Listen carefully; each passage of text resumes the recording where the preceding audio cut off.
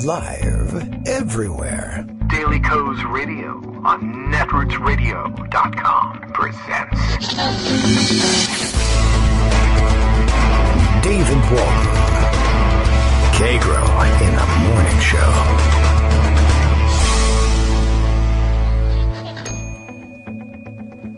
Now, here's David Waldman. What? Now? Okay. Hi, everybody. How you doing? It is Wednesday, September 5th, 2018. Time for yet another show. It is Wednesday. It's post-Labor Day. That means we're back on our regular schedule, both of, the kids missing the bus, which we didn't do today, thankfully, and both Greg Dworkin and Joan McCarter joining us on Wednesdays, though we did sneak in a surprise visit from Joan last week. She just couldn't wait to get back to the show, so we were thankful to get that extra visit in last week. Now we're back to our regularly scheduled programming. The summer is over. Get back to work!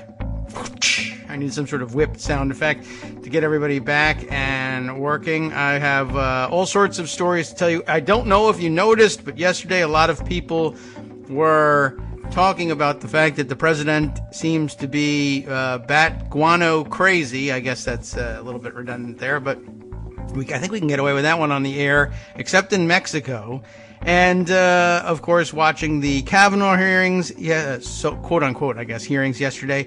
And the big dividing line now, whether the dress is white or blue, or whether you see, what was the other one that we did recently, the other optical illusion. I can't even remember anymore. These things are flashes in the pan. They come and go before I can even make a permanent, useless place for them in my memory. Was the dress black? Was the dress blue? Was Zena Bash, if that's how she pronounces this name, flashing a white power symbol or not over Kavanaugh's, left shoulder during the hearings yesterday? Lots of people casting lots of doubt on it. I'll tell you what, I'm still in the school of it doesn't really make very much difference to me what you tell me her background is. There are reasons why I would be more or less disappointed in someone who does something like that. But, the idea of, it couldn't possibly be the case because heritage, blah, blah, blah, is out the window. We don't believe in that anymore. Hasn't stopped Stephen Miller any, and I don't think anybody has changed their view of how he behaves himself in the White House, nor how slyly he likes to slip the same accidental resting white power hand expression on television screens. And of course she was apparently pretty quickly replaced in that seat by Condoleezza Rice. The blameless Condoleezza Rice took her place so that she couldn't do that nonsense anymore. Her husband takes great umbrage because blah, blah, blah reasons, and therefore you all have to be ashamed of yourself. I would love to see how this develops. I don't know if we'll ever find out any more information on this person, but people are out there, people are digging, you never know what they're going to come up with, and I guess I'll note for the record, just for later, Lachlan Markay put himself out there with a tweet that might not age well if further information develops on this person being if not an avowed white supremacist, then at least goofing around with something to trigger the libs, because he has taken what I'll call the Jay Carney position of speaking up in the media to tell you all, you're all crazy, you're all conspiracy theorists, you're full of it. Those of you who think that there's some sort of plan in the George W. Bush White House to dismiss attorneys, U.S. attorneys who are not compliant with their voter suppression schemes and replace them with compliant political puppets. That would never happen. And there's no there, and oh my goodness, you've proved me all, you've all proved me wrong, and gee whiz, I guess I'll have to apologize. So that'll be hanging out there, and not that he was any more aggressive than others necessarily in the pushback, but he did put out there, hey, she's Mexican American and Jewish, and take a bow. Well, you better hope the record speaks on your behalf, and I mean affirmatively on your behalf. I've always had an eye on you, Markay, and I know where you're coming from. And I got to tell you this, I don't really take your word for it when people who are playing sly games on the Republican side need a pass. I'm going to look to to Democrats and people I trust a little bit more than you, Lachlan. I'm sorry. Anyway, Greg Dworkin already ready to chime in. I guess I find it hard to believe that I waited this long to talk about the fact that yesterday's big bombshell was the Bob Woodward book, although I try to wait a long time before I talk about Bob Woodward anything. I'm not a huge Bob Woodward fan, but he's going to have a lot of new fans this week anyway. We'll see how long this one lasts. It didn't work so well. It didn't last all that long for the other Fire and Fury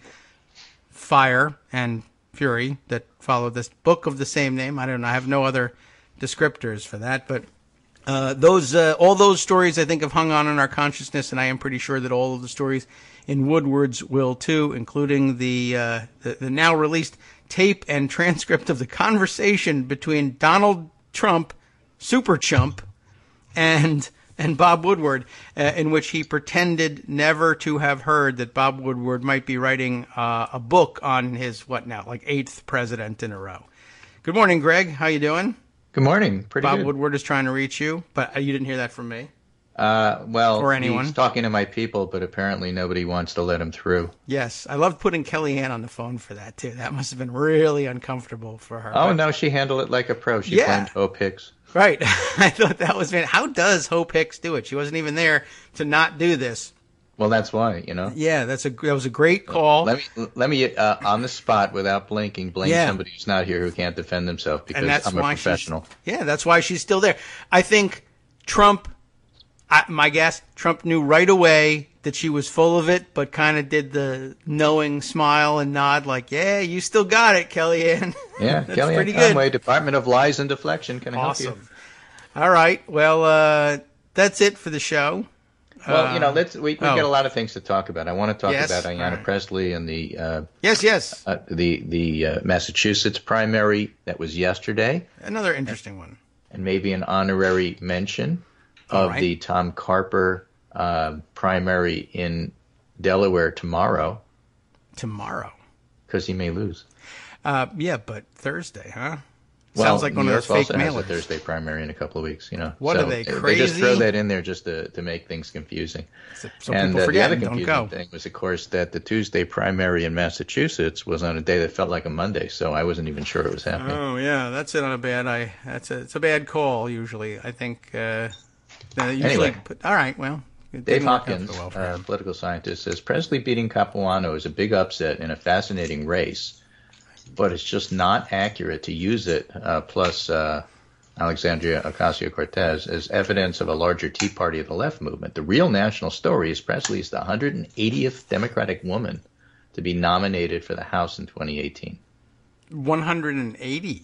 Yeah, that's a lot. That's crazy. Great. Okay. Yes. And something like, I think Dave Wasserman pointed out, that the Republican House is going to be like 86% white male, and the Democrats in the House are going to be 41% and dropping. Okay, yes. Well, that's some of this, what happened, Cavanaugh is a very solid liberal. Dana Hall knows him, talks about him in personal terms, in terms of when he was on Paul Hode's campaign. Yeah. And how nice he was. He called and he helped. He wasn't very good at raising money because he hates raising money. But, encouragement, advice, always available, just an overall good guy. And he's a very solid liberal. Somebody on Daily Kos described him as a wise guy liberal. And I said, oh, my kind of guy, Mm-hmm. But he was beaten by a good candidate, Ayanna Pressley, partly generational. And the fact of the matter is, and it was an interesting observation by, of all people, Patrick Orfini, a reminder that minorities, although I hate that term because, it's, let's say, people of color. It's almost by not the way, true anymore. in some cases they're not a minority. Yeah. A reminder that minorities plus progressives are one of the best and most formidable, one of the most formidable, he didn't say best, most formidable combos in democratic politics. They elected Obama and are responsible for most progressive victories in 2018 primaries. White progressives aren't doing nearly as well. But the fact of the matter is that when people of color and progressives team up, it's a very, very potent political punch. Yes.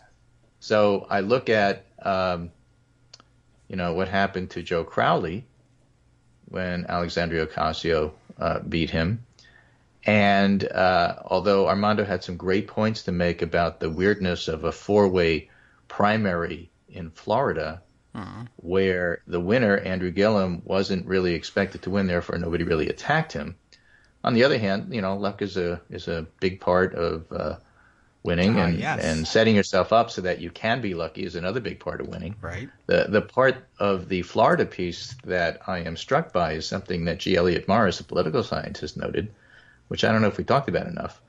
Tuesday's results, he's talking about Florida, showed that a quarter of Democratic ballots cast during Florida's early voting period came from people who had never voted in a primary before.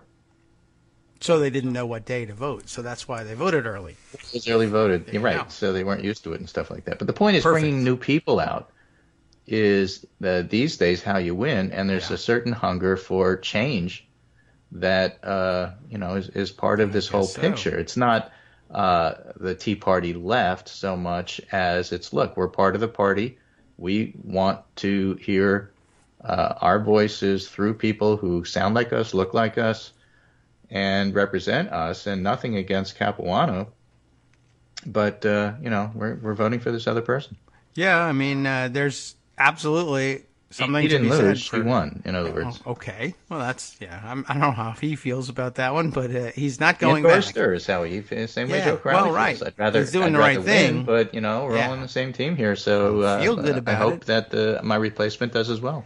Yeah, there's a great deal to be said. I said there was something to be said, and there is more than one thing. There are at least two, and so let's call it a great deal to be said for putting another person in place that doesn't necessarily change the substantive policy outlook that much, but comes from a different place, a different background, will bring a different perspective.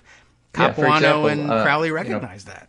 Presley in Boston, no Republican in the race, so she's poised to become the first woman of color from Massachusetts to serve in the U.S. House. What time is it? It's like it's time for that. Time for that, right? In a Story district that, although reconfigured, was once represented by John Kennedy and the legendary speaker Tip O'Neill. Yes, both not black women. Right. There's other people in leadership, I think, who wound up losing in local races, state senate kind of things in Massachusetts as well. So there's something of a generational push. Okay, Meanwhile, the left's best hope to pick up a Senate seat is in Delaware, says Vox. The unexpectedly exciting Delaware Senate primary explained, because you need a Vox explainer for this. Oh, yes, right. You can't just say there's two people running. No, you have to explain it. You have to explain that you're explaining. Senator Tom Carper, a moderate Democrat, is up for re-election. Carper is a former governor and has been in the Senate since 2001. He rarely faces a serious primary challenger, but like a number of other centrist Democratic lawmakers, they're moderates. Democrats are moderates. Republicans are centrist. Those are the rules. Like a number of other centrist Democratic lawmakers around the nation, Carper is facing a challenge from the left in 2018. His primary opponent is Carrie Evelyn Harris, an Air Force veteran. A lot of veterans running on the Democratic side. Community activist and LGBT women of color. She has far less money than Carper, but her entrance into the primary has already shaken up what is normally a sleepy race. Wake up, Delaware! Yeah, well, they got sleepy races there. So Carper will probably win, but then again, he might not. And Delaware's a blue enough state, so the winner of the primary will likely win in November. All right. And progressives are hitting Carper too cozy with Big Pharma and banks. If you're from Delaware, you're going to get hit on being too cozy with banks. Yeah, well, the state is too cozy with them. So, yeah, it's true. All right, well, she's not a witch, and I guess it'll go Speaking of, you saw that the FBI finally recovered one of the ruby slippers that had been stolen. Is that right? Yeah, a guy, there's about 5 or 6 copies of the ruby slippers from the Wizard of Oz, and they're very valuable. Are they? And a guy had lent it to a local museum, and they were stolen some years ago. Wow. And the FBI finally recovered them and returned them to this memorabilia guy. Okay. And I saw this floating around the internet with pictures of the ruby slippers with big unveiling by the FBI. And the caption was, the witch hunt continues. Have they looked under houses? Yeah, I'm Were saying. they in Kansas? It's a witch hunt. Well, no, this is a witch hunt. Yes. Well, that's true. That's not a witch hunt. This is a witch hunt. Yeah. So anyway, so Carper amazing. is 71, and this is not the year in the Democratic primary side to I'm here a long time. I have a lot of connections. Banks like me. That's not really a great way to position yourself. He's against Medicare for all. He was one of the Democrats to roll back key parts of the 2008 Dodd-Frank Act, easing up federal regulations on small and mid-sized banks. That may or may not have been a necessary corrective. There's argument about that, but I'm just saying in terms of positioning himself. Yes. Harris is going to position herself as a progressive that is going to run against Carper's too cozy ties to pharmaceutical industry and to banks, and we'll see what happens. Okay. Sure. Why not? I would try it. So let's see what. Oh, here's another election sort of themed thing. Maybe we'll do that until the break, and then we'll hit other things after, like yesterday's hearings and other things. But the former GOP governor of Kansas endorses Democrat Laura Kelly over Chris Kobach. Oh. Republicans in Kansas further splintered Tuesday as the last moderate member of the party to hold the governor's election endorsed a Democrat for governor. In a statement, former Kansas Governor Bill Graves said he planned to support State Senator Laura Kelly in the November election. Laura Kelly is the only Democrat I've ever endorsed for public office, and the reason I'm doing that now is because I believe so much is at stake. Okay. Pretty cool. They know steak. Yeah. They do. Right. Kansas City's a great place for steak. So, all right. Well, that's good news. And, by the way, I went to search for that article. and, if you put in FBI and you start to put in Ruby slippers, you get all kinds of other stuff. Oh, yeah? Yeah, it's FBI Ruby. Is it QAnon? Ruby Ridge. What kind of stuff are you getting here? FBI Ruby, it completes to Ridge. Oh, yeah. Remember that one? Yeah. Yeah, you got to put quotes around Ruby slippers. Okay, so there we Otherwise, you get the wrong thing. All right, how about this one? Virginia politics. A Republican congressman helped a rival collect signatures to get on the ballot. Some of those signatures were fake. Representative Scott Taylor Thanks for the help. sat in the back room of his campaign office in a strip mall, blinds closed, sign taped to the door saying Scott Taylor, U.S. Congress. Inside, a couple of workers sat at desks, but the congressman declined to come out when a reporter showed up. He's hunkered down in the midst of a strange campaign scandal involving forged signatures on petitions to get a competing candidate into the race. He's been subpoenaed to a court hearing Wednesday in Richmond to determine his role and whether that third candidate is improperly on the ballot, while a special prosecutor separately investigates possible campaign law violations. Dope. So that's 2nd District, and it's interesting. Yes, you cannot Virginia Beach, forge Norfolk, Hampton, those things. Williamsburg, Well, you Eastern can. Shore of Virginia. We should visit. It's nice. South of you, right? Yes, right. So nice beach area. Weather should be pretty good pretty soon. He should come out of that strip mall. Lovely people down there. Went for Trump in 2016, but backed Ralph Northam last year. Yeah, that's true. It swings a little bit, and big military presence there too. I don't know how they feel about forgery, but we'll ask them. Right. So that's an interesting race, and we'll have to keep an eye on that one. All right. Other interesting races. Texas Senator, Civics poll. As you know, we follow. Marcos tweeted yesterday. Texas Senator is 48-48 in today's Civics tracking poll. Aha. With almost no undecideds. Yeah. People have picked sides. Yeah. The race is within the margin of who turns out. Okay. You know why that's so close, of course. You sent me the article over the weekend explaining the whole thing. Yeah. Men 55-41 for Cruz. Women 54-42 for Beto. Okay. Well done.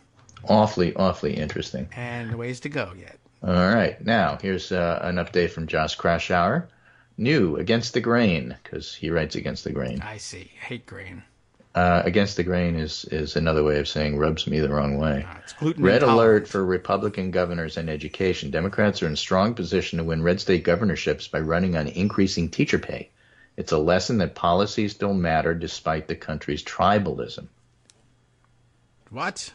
And I haven't read the article yet, but there's a picture of somebody. I'm guessing it's Mary Fallon of Oklahoma. Oh, boy. unpopular, and teacher issues there might make it a competitive race for Democrats for a change. Yeah.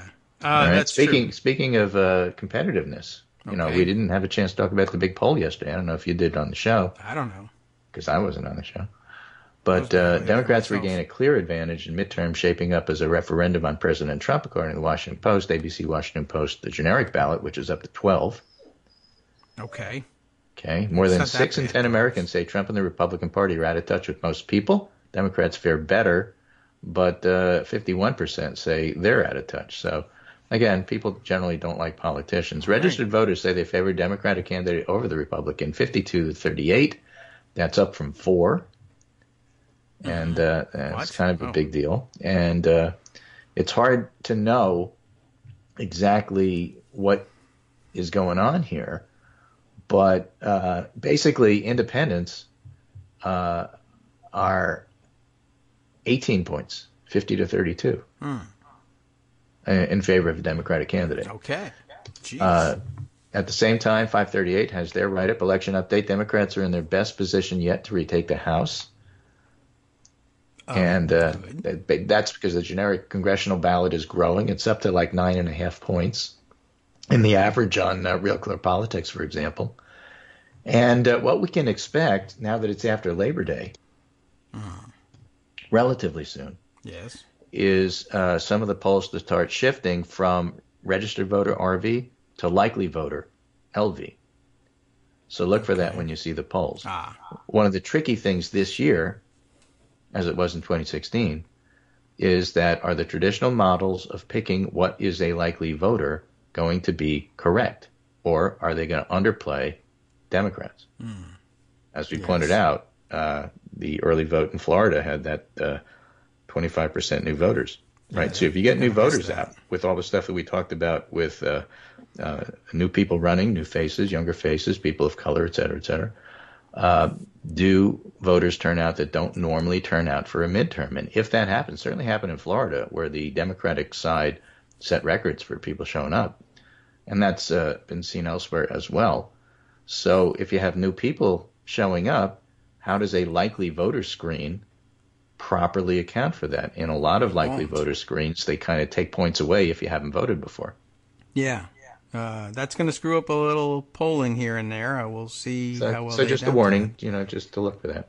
Yeah, okay. But it's good okay. I mean, we'll make the warning. We'll put the warning out there ahead of time. And good listeners will absorb it, and you'll be able to tell all the people who miss that hint later on and say, polling is BS. Yeah, except it's not. And it really gives us an idea of what's going on here. Nate Silver's write-up. As a result, Republicans are in their worst position to date in our U.S. House forecast. The classic version of our model gives them only a 1 in 5 chance of holding on to the House. Other versions of our model are slightly more optimistic. The deluxe version, which folds in expert ratings, puts their chances at 1 in 4. And the light version, which uses district-level and generic ballot polls to make its forecast, has them at 3 in 10. Whichever flavor of the forecast you prefer, the House is a long way from a foregone conclusion, but also a long way from being a toss-up. It's not a toss-up. The Democrats are favored. There's 3 questions we ought to ask about this data. First, why have the changes in presidential approval in its generic ballot happened? Why is it more favorable for Democrats? Second, how likely are they to stick? And third, how much do they matter? It's interesting because Charlie Cook wrote a paywalled article for National Journal, which basically said the GOP is in trouble because the wave is real, and there's no historical evidence that if you have a wave on Labor Day, it somehow fades in the next 2 months. That doesn't happen. That's good. What does happen, however, in this case is that GOP has their own seawall, he calls it, firewall if you want. Ironically. And that is gerrymandering and Democrats clustered in cities. Okay, so it's not dependent on climate science, this seawall. So seawall is not dependent on climate science, but it may not be enough, is his point, because the wave is real. I see. I told you. Don't doubt the real. wave. The only question is the size of the wave. Okay, right. Science is still out, but okay. We need 23 seats to take the House. Most of the prediction models have it around 33, 34, but it could be as high as 70. Well, that would be great. Yeah, Republicans have a much better chance of keeping the Senate, maybe even adding a seat or two, because a lot of the really tough races in red states are just toss-ups. Claire McCaskill, Bill Nelson, Heidi Heitkamp, Donnelly in Indiana. And these are going to be tough ones for Democrats to keep all of them. And then they have to take Nevada and Arizona. Yes. If they have any chance of taking the Senate. Could happen, because that's what happens in a wave. A wave means you win all the close ones, and there's a lot of close ones. In fact, one calculus, Politico has a new calculus out today that says there's between 80 to 100 seats in play here that Republicans are at risk for losing. Doesn't mean the Democrats will win them all, but the fact that the playing field is that wide tells you about Democratic chances. Well, I'll take the chances anyway, and hopefully some magic carries over into the Senate, and I guess we'll have to wait and see how the RVs, the Russian voters, do. Yeah. As opposed to the LVs, the Latvian voters. Right. As we use the backwards R for the Russian voters. It's just so there's no confusion. I wondered about that, actually. Wink, wink, comrade, yes. Yeah, everybody is now, it's a hot topic, of course, and now our break is coming up, so we might as well waste 30 seconds or so on this. But the question of, there's been a lot of rumors that there would be yet more interference in the 2018 elections, and I've just been pondering whether the Russian operatives behind such things, if there are any, would give greater weight to preserving an idiotic Trump administration and its protection in Congress, or whether they would rather just say, we were always in it for the chaos, and impeachment might very well be chaos. This could be fantastic. I'd love to see what they do. So I don't know. We'll find out what they think about that. Whether that impacts or whether it's all been contracted and there's nothing they can do about it. You paid for bots. I can't help it. What do you think? All right, well, we'll be back in 2 minutes and decide that definitively for all of you. How's that? Hi, it's me, David Waldman, your host for Kagro in the Morning, interrupting this little break to say thanks so much to all of you who are contributing supporters of Kagro in the Morning. Thousands of you are downloading the show each day, but fewer than 1 in 25 regular listeners are donating to help keep us on the air.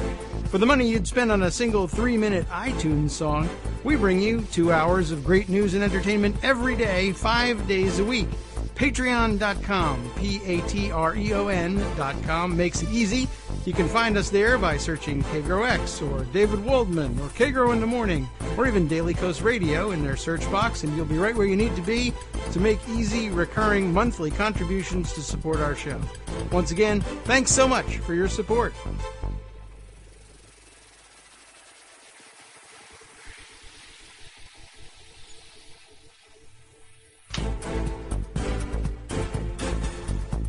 Welcome back now to the Kagro in the Morning Show here on Netroots Radio. We're going to have a little extra music rolling through in the background for a while because I hit the wrong button and had to hit another one, and we are still here. I didn't hit the hang-up button on Greg, so we've still got him here with us. Plenty more to round up, so we can continue on from here. So let's stay with election stuff for a little bit. This is all from the Pundit Roundup. But today's Pundit Roundup was entitled Save the GOP, Vote Democratic. Oh, okay. I don't really care to save them. The people who are saying that are Republicans. These are the never-Trumpers who are getting a little more aggressive and outspoken, if that's possible, okay. as we get past Labor Day and the election starts to get real. This one's from Tom Nichols in the Washington Post. Want to save the GOP? Republicans vote for every Democrat on this year's ballot. If the GOP is going to be a credible center-right party, Republicans have to treat the 2018 election as a parliamentary-style house cleaning. All right. And here's a snippet of what he says. Rather than acting like a national party entrusted with separate but co-equal branches of government, the GOP at every level and in every state has been captured by the personality cult that congealed around President Trump and is now operating like a parliamentary party, utterly submissive to its erratic but powerful prime minister. Republican elected officials from Congress to the state houses have chosen to become little more than enablers for an out-of-control executive branch. We could have written this stuff. The only way to put a stop to this is to vote against the GOP in every race at every level in 2018. Tough medicine, but as somebody who's voted Republican for nearly 40 years, who favors limited government and public integrity, and who believes America still needs a credible, responsible center-right party, I see no alternative. So we got in an argument about this with Britt Hume, the ex-Fox News guy. Woodward's accounts of chaos and dysfunction in the Trump White House, writes Hume, suggest he's been repeatedly restrained by advisors from his most reckless impulses. And to think there are never Trumpers on the right who think good people should not serve this president. Good thing they do. And Nichols says, holy hell, Britt, you never Trumpers should be more supportive of people covering for and enabling an utterly dangerous president his own chief of staff thinks is an unhinged idiot. How about, whoa, you never Trumpers are right, and it's worse than we realize. Congress must act. How about that? Can't have that. That's admitting you're wrong. Yeah. They learned that much from Trump. In USA Today, this is Chris Truax, who's on the legal advisory board of Republicans for the Rule of Law, writes about Trump's Twitter attack on Sessions and the Department of Justice, and that's impeachment fodder, he says. Placing some clear limits on Trump is in everyone's interest, and Congress needs to take immediate steps to make its displeasure known. Yeah, Perhaps it could pass a joint resolution condemning Trump's tweet and affirming the necessity of an apolitical Justice Department. In addition to defending the rule of law, such a resolution would help separate the sheep from the goats. Anyone in Congress who's not brave enough to take a public stand against turning the Justice Department into the enforcement arm of a new committee to re-elect the president has no business in public life. Much has changed over the past few years, and many things we have taken for granted are now in question. One thing we cannot allow to be normalized, one line we cannot cross, is the corruption of our justice system, no matter what. So, like I said, they're getting more outspoken about these Republicans. Yes, it was a good thing he had that speech already written from the U.S. Attorney's scandal for the George W. Bush administration. He forgot to give it, but it was there, and he could dust it. It was off. already, just dusted it. It was one of those plans you dust off the shelf at at the Pentagon. Latecomer, but we have to invade Venezuela. Dust off that plan. Well, that's been making the rounds, by the way. Yes, yeah. All right, I can just say, hooray! Glad you found the speech. Don't know where you were. Right. So let's touch on the Woodward book since since it came up with this argument. This is a quote from the New York Times review of the book. If this book has a single point to drive home, it's that the President of the United States is a congenital liar. It's one of those situations where, we all look at this and say, yeah, tell us something we don't know. Yes. But because it's Bob Woodward and he has stature, gravitas, he's a serious person in capital letters, people in the Beltway pay attention. That is true. Plus, he has the receipts, he has the tapes. Yeah, there's that. New York Times, thank you. Swing and a miss. What it tells us is he's, we know he's a congenital liar. That's over and done with. That was before he was, when he was a Celebrity Apprentice, when he was a congenital liar. Time now to say he keeps trying to start wars and assassinate people, and people are stealing the orders off of his desk. Right, so that he doesn't start World War III. We knew he was unqualified. But thank you for telling us he's a liar. That's amazing. I know it's a long-term project to get the New York Times to say he's a liar, but, catch up. Right. There was a funny segment on MSNBC yesterday. Yes. I'm prepared to laugh. Which is referring back to the discovery in the Republican it's working. campaign when McCain was running. Uh-huh. That somehow or other, no matter what you did, Sarah Palin didn't know anything. Yes. And you couldn't make her know something. You actively couldn't teach resisting. her. She didn't know anything about how the government works. She didn't know anything about, the press. She didn't know anything about a horse anything. That's been led to water. Yeah, and so the revelation was then. Drink, now, we knew that about Trump before we got in there. It's just, it's one of those DFH things. Yes. Dirty frickin' hippies, that, look, what we said about the Iraq War turned out to be true at the time we said it. Mm-hmm. What we said about Trump turned out to be true. We're not looking for credit, but just this is not surprising. But what it does do is it opens the door to the idea that respectable people can now say out loud that, you know what, there's something not right about that Trump White House. Yes. It doesn't function very well. Total chaos. Everybody is trying to stop World War III because we have somebody totally unqualified. Impeachment doesn't seem to be all that out of the realm of possibility when you think about it in those terms. Well, I'm glad it's happening.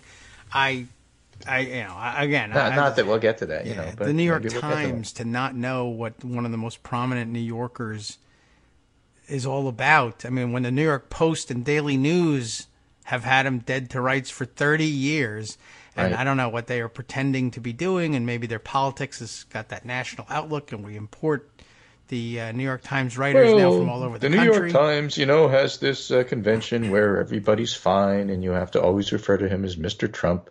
And the Daily News and the New York Post are more likely to run, headless man found in topless bar. But you know what? That's what happens. Yeah. But meanwhile, there's a city full of people who have known this about Donald Trump for decades, and they seem to, hell-bent on not acknowledging it because, I don't know, White House. They love the trappings of power. That's the New York Times.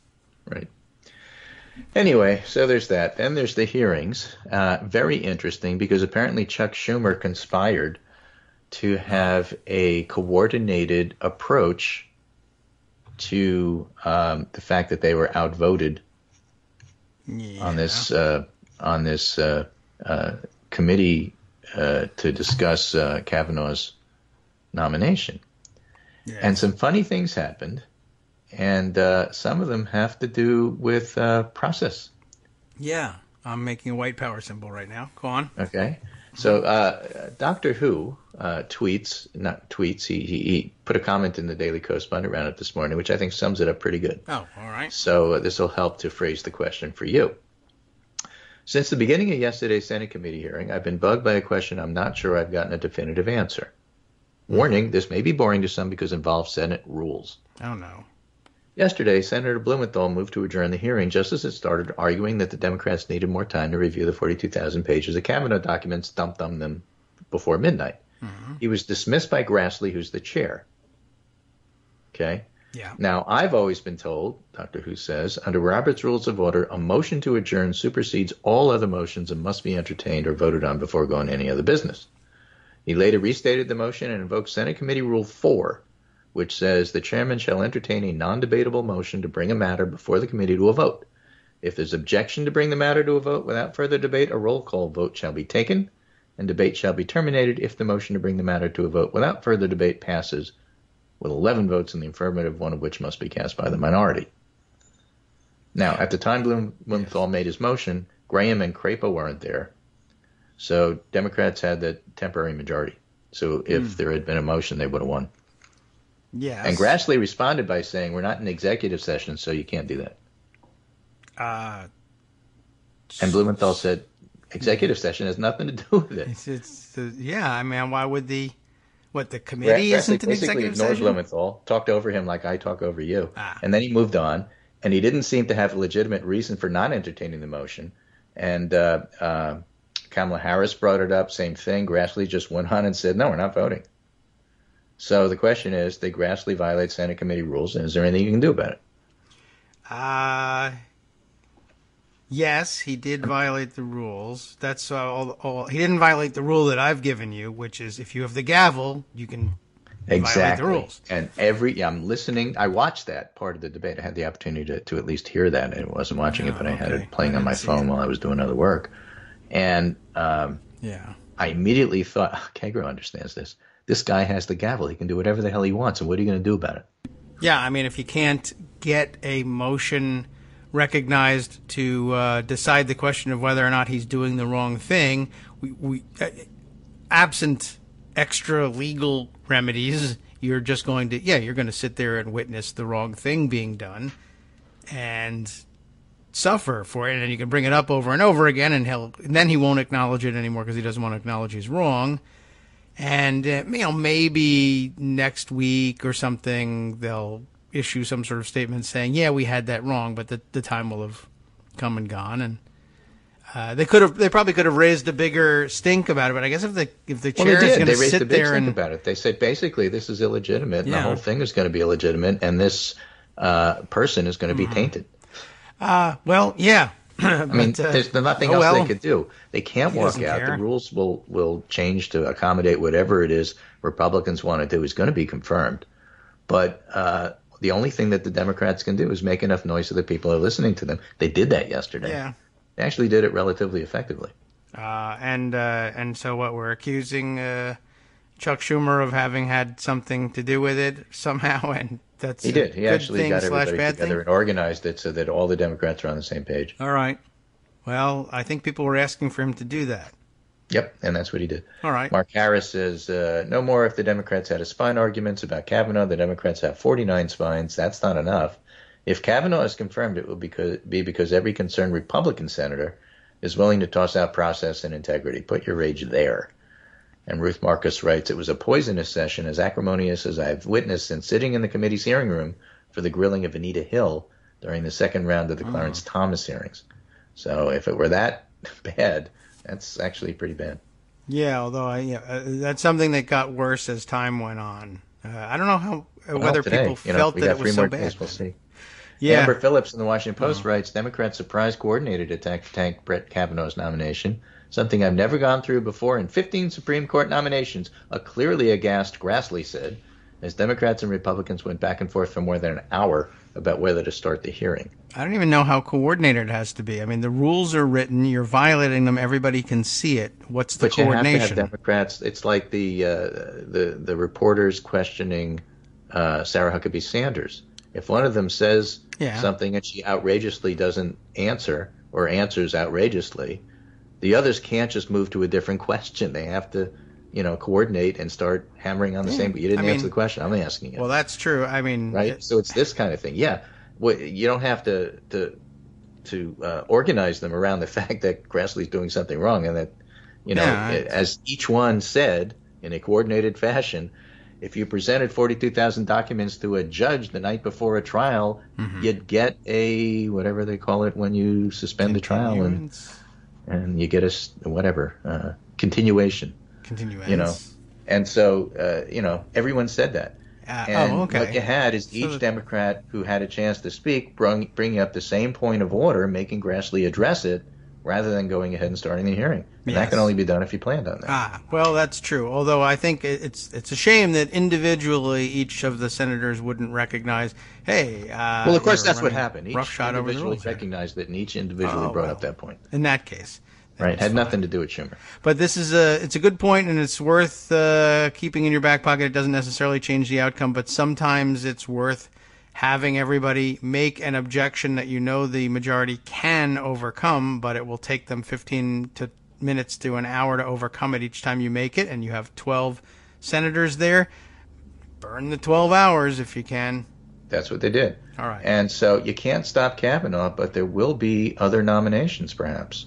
Maybe. So, maybe you can do something about those. One thing you can do is, try to take the Senate back. Yes. That would be a good attempt. You want to try and do that. But, there you have it, though. The rules say X, but the guy with the gavel says, today the rules don't say X. Tomorrow I'll apologize. At the end, Lindsey Graham explained the rules to the Democrats. Okay. Well, he said, if you want to get your own judge, you better start winning elections. I see. It's or you naked, look, we have the gavel and we're doing this, right? And you can't do anything about it.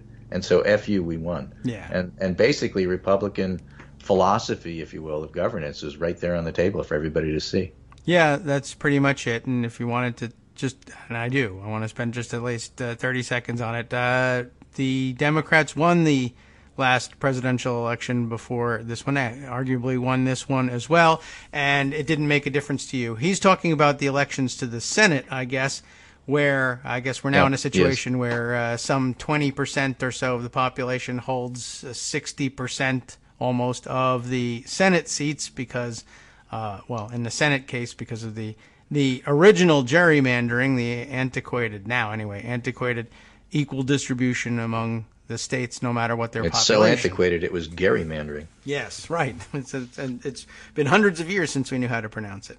And, I win the election. So we won the last one, and you still wouldn't let it happen. Okay, now you mean Senate elections instead. All right, well, we'll deal with that next. And then, of course, you'll be crying about that one and come up with another solution as to how Republicans ought to be handed an automatic win, I'm sure. Because you're Gimmitarians at heart. And the rules will change again and again and again, however it suits Republicans. Right. Mr. Law and Order. Anyway, so that's my segment for today. Maybe we'll have more to talk about tomorrow, but a lot going on. And a very interesting, it's hard to sometimes get past the cynical D.C. press who were calling what the Democrats did showboating when it is so much more than that. This is highlighting, really, differences between the party, what this means, and what the next election coming up in just a few months actually means. There's nothing showboating about that. It's quite annoying, and of course, had they not done it, the story would have been spineless Democrats don't do anything. And they're in disarray. Right, and I mean, we send these people to Washington to watch this stuff so that they can explain for us the stuff that is important when maybe most people watching at home don't get it. Although if you're watching at home, I think everybody gets, hey, the rules are being broken here. It's pretty simple, and of course, naturally, the press has to dismiss it because we want to get on to the substance, as though there was any. The point of the procedural objections was, you've erased the substance. We're here to examine the substance, and you are withholding the substance from us. We're now going to question instead on, do you like your family, and are you going to call balls and strikes, whatever that means? Right. The DC and besides, press says, the let's Democrats get on with it. Fighting this and arguing about the rules, yeah.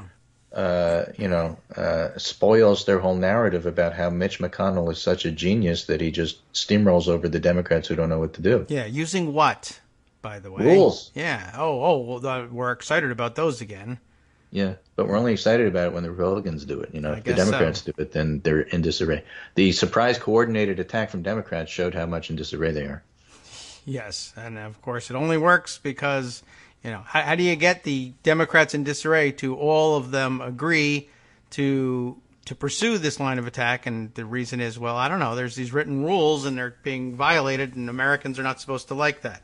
But look how much in disarray they are. They're going to lose this battle and Kavanaugh will be confirmed. Yes. Well, that was a given from before this battle started.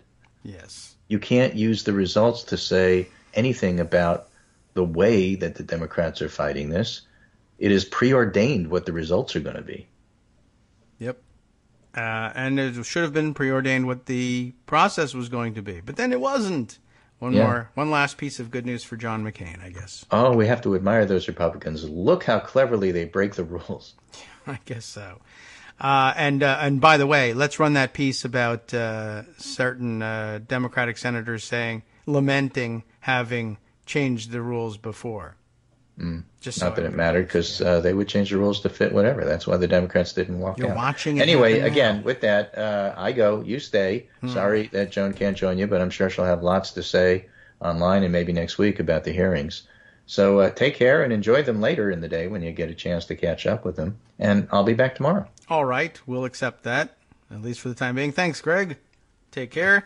We'll see you tomorrow. Let's see. Looking for fun things to add to the roundup today. I just happened to see this one out of the corner of my eye from Ursula.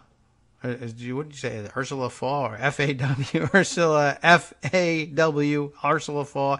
Long time. We never say these things out loud. People's usernames. You just nod at it and say, "Oh yeah, I know who we're talking about here."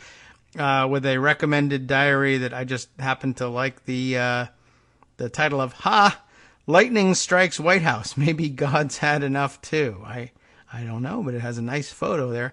Lightning striking the White House. And remember when the Canadians burned down the White House with lightning or something? Well, Donald Trump does. All right, what do we spend the rest of the day on? I don't know. So many stories out there of major substance, but as you know, the DC press hates substance, and maybe we ought to talk about other things. For instance, I have a piece here from the, let's see, who's running this? Is this a CNN thing? I opened up Google and got ready to open a couple of the windows for all the various sources for stories that I need during the show, and I find this from CNN Styles section in the design subsection of CNN Style. See how many subsections were in here? And they use a weird, different headline font over there that makes me think, like, is this not really CNN somehow? I think that's very troubling. They probably should reconsider that. Just non-news here. Random story. Illusion of control. Why the world is full of buttons that don't work. And I am intrigued by that and think we ought to look into it. Oh, look, I've been at that corner. I recognize it. Anyway, it's got an illustration from actually a photo taken in Boston of a pedestrian going to hit the crosswalk button, looking for the crossing signal. And in this weird font, CNN's Jacopo Prisco asks, have you ever pressed the pedestrian button at a crosswalk and wondered if it really worked, or bashed the closed door button in an elevator while suspecting that it may in fact have no effect whatsoever? You're not alone, and you may be right. The world is full of buttons that don't actually do anything. How interesting is that? They're sometimes called placebo buttons. Buttons that are mechanically sound and that can be pushed but provide no functionality.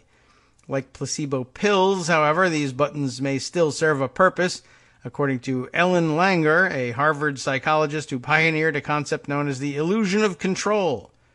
They do have a psychological effect, she said in a phone interview. Taking some action leads people to feel a sense of control over a situation, and that feels good rather than just being a passive bystander. Doing something typically feels better than doing nothing. Well, very interesting. The article goes on at some length. I don't think it's really necessary that we read all the way through it. You get the idea and all of that. A couple of other examples are given. They don't get around to the example of the fact that, everybody knows this, and everybody knows that the illusion of control exists and that if doing something feels better than doing nothing. But in case you didn't trust yourself, they'll give you the placebo of an interview with Harvard psychologist. Harvard psychologist. Why Harvard psychologist? Because Harvard. If we gave you, say, for instance, Bunker Hill Community College, if such a place really exists, from Good Will Hunting, psychologist instead, and they say the illusion of control is an important thing. You say, what do the Harvard psychologists say about it? So placebo right there. But yeah, lots of buttons that don't work. Actually, I'm reminded, for whatever reason, that I should extend this segment.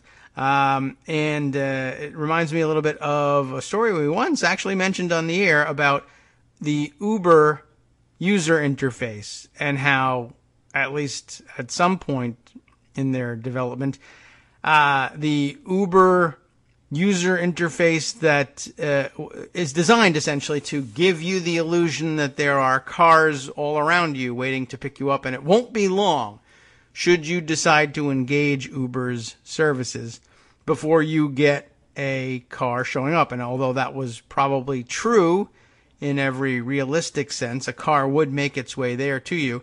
It was important to you, the user, or important anyway to Uber, that you, the user, believe that a car would show up almost instantaneously, or at least within a few minutes. So they would just, if you open up your app, your Maps application will, control what you're going to see based on your geolocation. And then the app's functionality at that point was to draw pictures of cars on that map nearby, but not immediately in your, vicinity. You shouldn't be able to see it out the window, so that you would have confidence that the Uber button would work when you call for a ride.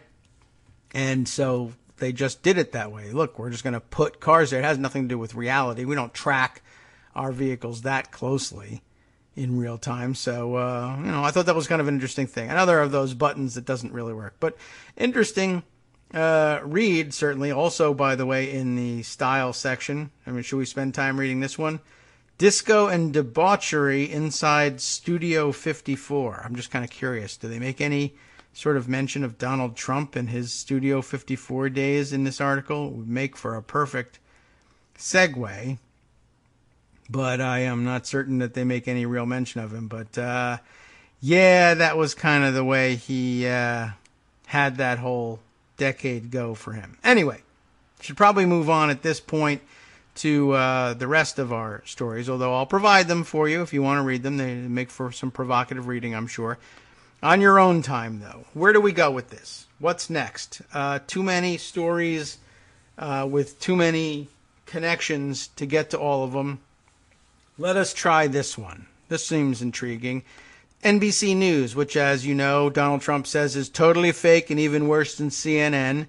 And he wants them eliminated from the planet. And by the way, he tweeted yesterday, maybe we should look at their FCC license, which just shows more antiquated thinking.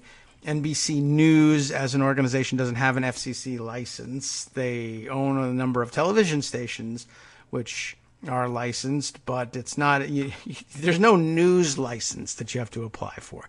But Donald Trump doesn't know how anything works, so he says that. P.S. He also has no regard for the office of the president and doesn't understand, really has no innate understanding whatsoever of how dangerous it is to use the platform of the presidency to say things like, NBC News has written a story about me that I don't like, and so therefore they should be shut down.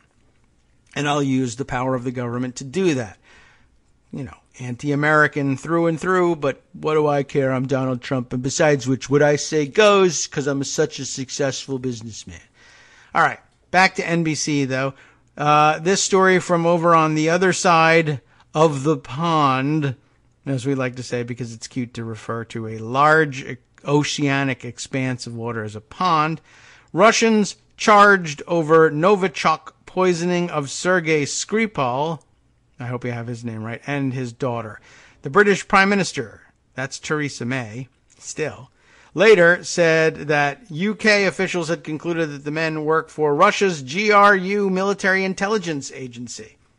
So I guess they're making the official call over there in the UK that Skripal and his daughter were in fact poisoned by Russian government agents, just as suspected. They have the receipts on it. There's security camera footage of them. There's records of their arrival at Heathrow and their departure soon after the poisoning. There's traces of the poison in the hotel room they were known to have stayed in.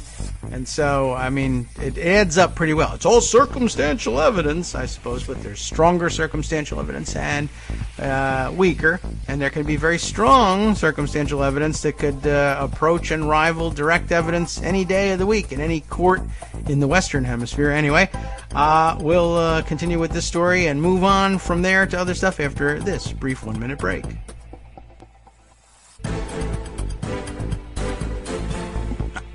Welcome back now to the Kagro in the Morning Show here on Netroots Radio. Just scrambling to get some storylines together. I think it'd probably be worthwhile to, should we read the receipts on the Russian stuff? I guess we should. But before this stuff flies away on my Twitter screen, I'll note for the record a couple of comments here. It's just for the record, we, have from Michael Musson. I thought the stronger argument, he says, against Kavanaugh, that's still ongoing. Maybe we will see that evidence today. The stronger evidence, he says, is that there's credible allegation that he perjured himself in the last confirmation hearing. And that's likely true. I mean, it's true that he did that. Oh, Armando is offering us an update on Kavanaugh. Yes, we should take that. We'll hopefully get back to the Russian story. But I guess really, if we never do, you've got all you need to know.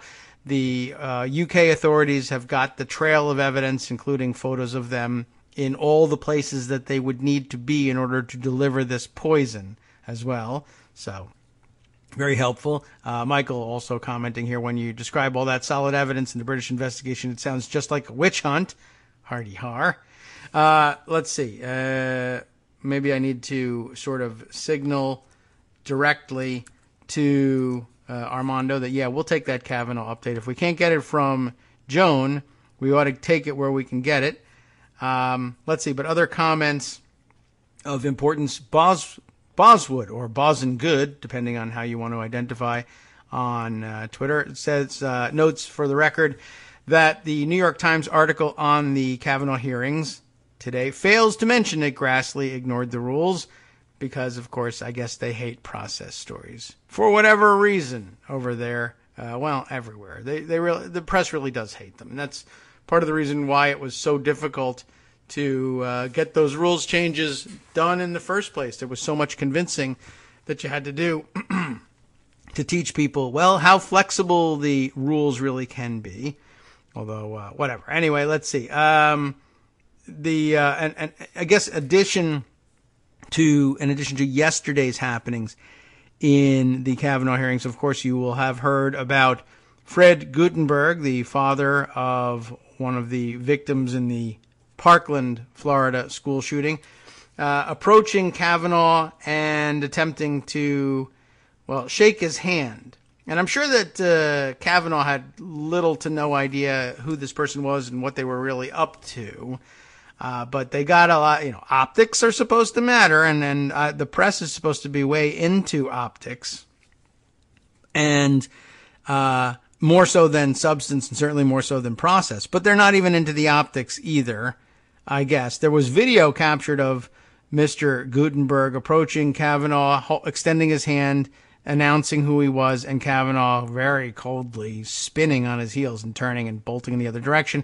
And authorities, that is to say, the Trump administration and Republicans on Capitol Hill attempted to make it a security thing. Well, security intervened and got in the way. They don't know who this random person is. But the video reveals it all. And it's just an interesting, we'll grab this tweet here and put it on the record so that everybody can see it. But it is Ashley Feinberg from the Huffington Post grabbing the tweet from the account of NBC Nightly News. Remember, they get everything wrong, the president says. They get this wrong. NBC Nightly News with Lester Holt. Doesn't mean Lester Holt is tweeting it. But the tweet says, Fred Gutenberg, father of Parkland victim Jamie, tries to shake hands with Brett Kavanaugh.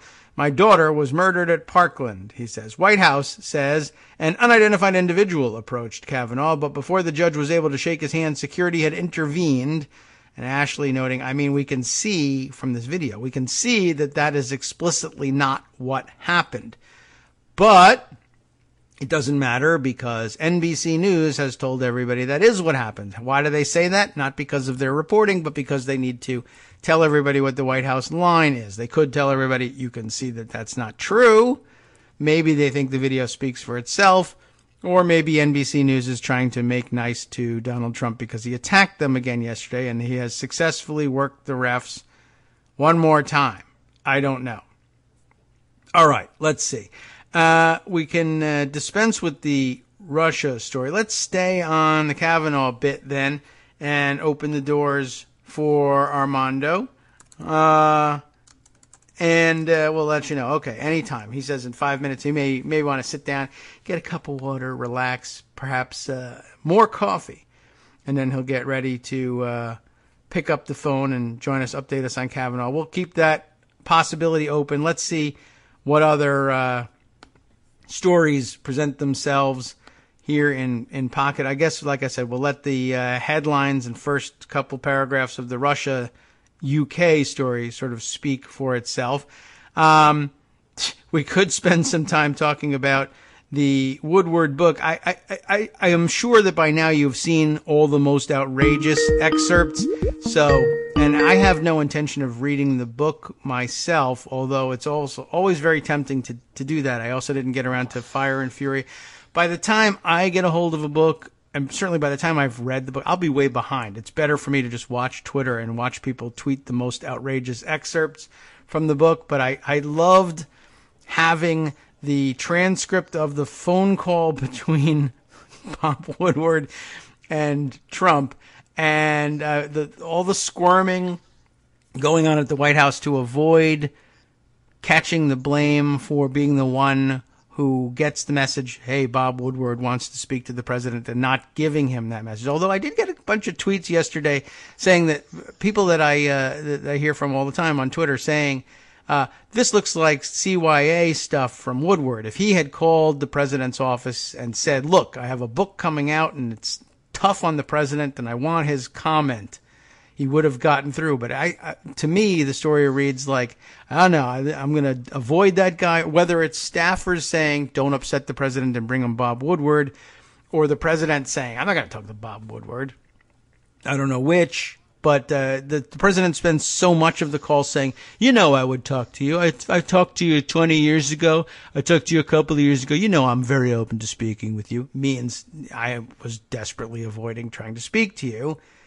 And, I don't know how you could take his word for anything, but I love that also at the close of the call, he's basically says, all right, well, it's going to be a bad book. I understand that. What can you do? I have bad books about me come out all the time. If you wanted to have the truth in the book, you would print the truth, which is that nobody has ever done a better job as president of the United States than I have. He actually, I'll get the actual quote if you feel like it's worth having. It's garbage, but we might as well tell you specifically exactly what kind of garbage it was. Hot, burning garbage. But, I found that whole thing pretty incredible. So to me, the phone call was as exciting as the book itself. And we'll have all the hot takes on what garbage is in the book, by which I mean, Trump-produced garbage. I'm sure it's 100% accurate because Bob Woodward knows everything. Anyway. Armando is here. The Kavanaugh hearings ongoing. Are you watching? Are they started already? Or yeah, and they're actually in the part where they come up with that malarkey about why judges can't comment on cases because blah blah blah. Okay. That's the dodge and how they don't say how they would what they think of Roe v. Wade. Yeah. Okay. And the fallacious supposed Ginsburg precedent, which, of course, if you actually read her testimony, she tells you how she was going to vote on Roe v. Wade. And we know how Kavanaugh will vote. He's going to vote to overturn Roe v. Wade. Yeah. There's something in particular about the way people remember judicial hearings that's weird. It's an illness that I can't explain. But, yeah, the Ginsburg standard that Ginsburg didn't exhibit. And, of course, the borking of Bork, which also didn't happen. Yeah, but just to take a minute on that, because here he is talking about, this is how you protect judicial independence. Yes. He has an opinion on these cases already. Given them on videotape. Yes. But I'm just saying, now, as he sits in that chair, he has an opinion on these cases. Of course he does. If he didn't, you would wonder why he was in law. Exactly. So my point is, the only thing that is being protected is us knowing what his opinions are. Yes. And apparently that's what we want because, I don't know, the press covering the thing haven't covered any of the things that, are really of interest to people and how things work. Instead, it's just been, he's been telling them that he'll call balls and strikes, so big shrug, let's have the vote. Right. No, exactly. And we've been through these a lot, you and I. And we try to hang them on this issue or that issue, but look, they have the votes 51, and Susan Collins doesn't care if he's going to overturn Roe v. Wade. No. Don't even think for a minute she cares. There is a nice new ad I heard Those people about. don't care. Yeah, that's all a ruse. It's all political mumbo jumbo. And by the way, one of the good things that's happened in this year is that Susan Collins has been exposed for. No one's even pretending anymore with her. Not Norm Ornstein or any of the old institutionalist hands of, moderates and whatnot. We all know what she is. They have the votes. If they want to put them in, they'll put them in. They're hiding documents. They're covering up his record. And it's interesting because what's in his record might not impact his votes. It might or might not. But the way this is it's going to be as these things always are. I think the last person who was really turned down on ideology was Bork, and it was on ideology. And Kennedy made it about ideology. And, whether do you think he fairly portrayed Bork's ideology, he was arguing about ideology. But since then, they now don't say anything in their confirmation hearings. Right. So we don't know. And then they go, well, we do know. But people pretend they don't know. He hasn't said it, so I don't know it. Yeah. And certainly this president has only made it more frustrating, and I'm sure that was his aim, by saying, oh, hell yeah, I would never nominate somebody who wasn't going to vote to overturn Roe v. Wade. That's the point of my running for office. One of the things I want most for whatever reason. Let's be clear. George W. Bush only appointed anti-Roe judges. Did. Yes. I mean, that's what they the did. Republican position. Yes, I mean, yes. It's just that why are they shy to admit it now? So of course he's going to overturn Roe v. Wade. That's what Lindsey Graham had a moment of honesty. Well, if you didn't want him to overturn Roe v. Wade, you shouldn't have voted for Trump. Yes. Well, we didn't vote for Trump actually, and right. Comey did his thing, and you guys blocked Garland improperly. But it goes to a point, and one of the things that I like about the way these hearings are going, and I don't know if you agree. I wouldn't know, but all right. Which is that the highlight here is the illegitimacy of it all. Okay, I like that. The illegitimacy of it. The institution is just corrupt now. And it's, even if you want to be more benign about it and say, well, it's just, political hacks going one way or the other, which is what it is. Well, that means, okay, well, when I'm in power, Lindsey Graham, right, I'm going to use the power that I have. One of the powers that I have? To expand the membership of the court. This is an outrage. If you want to do that, the norms are being broken. You're going to have to win elections. We don't. We won them. Well, more of them. Okay, and I'll say that to Lindsey, and I'll say, Lindsey, guess what? Yeah. If you didn't want this to happen, you should have won the election. Right. Sorry. No, this is the way it goes. Not the way the founders. That little number that tells you how many justices are in the Supreme Court? That's in a congressional law. Yeah. I'm changing that law. I'm going from 9 to 152. Yeah. No one's going to go for 152, but let's say 9 to 15 or 9 to 11. 152 is a good one. I like 152. It's a nice obscure number, and it just shows the absurdity of what the Supreme Court is. I guess in a way, yes. And that's sort of what I'm getting. I said, you know what? They don't decide enough cases. Let's put 152 justices, turn them into panels like we do in the circuits, and let them decide. And then we can go on banc when they want to go on banc. And the vote can be 59 to 42 or whatever. All right, we have to do it in a soccer stadium. Yeah, exactly. I am just for piercing the bubble of the nonsense of what the Supreme Court is. Here's the reason why, as a practical matter. We're screwed on the Supreme Court right now. Those Roberts 5 are going to, they're going to find every case to screw up progressive agenda. Everyone. You like Medicare for all, David, or progressives? Guess who's going to declare it unconstitutional? Yeah, and I know there's still people who say, well, on what grounds? I don't know. Remember? ACA? Remember the grounds that Randy Barnett invented out of nowhere that everyone said, that's absurd. This is the most ridiculous argument I've ever heard. Yeah. 5-4. And in fact, the argument that Barnett created was adopted by 5. But Roberts decided, it's a tax, so I'm going to let it go by. If that's then, too course, complicated. What happened when he called it a tax, they zeroed out the tax. Now, if that's too complicated for you to follow, on what grounds did Grassley not allow a vote yesterday? On the grounds that I said go away. Those grounds. It was the go away grounds. I have the gavel. Screw you. And Blumenthal, of course, was like humana, which is funny because I'm not the biggest Blumenthal fan. Sorry, Greg.